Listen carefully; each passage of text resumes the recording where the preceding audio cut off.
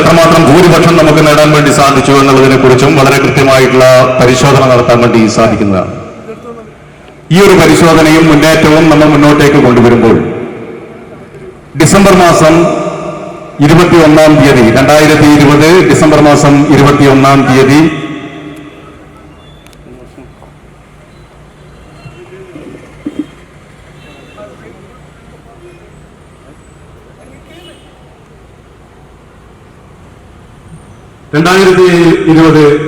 December മാസം 21-ാം തീയതിയാണ്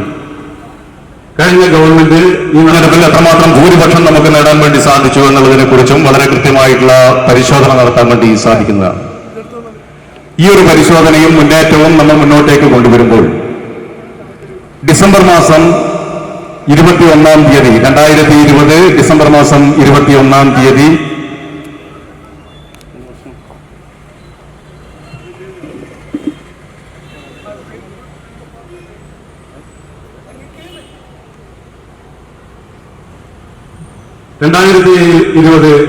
December മാസം 21-ാം തീയതിയാണ്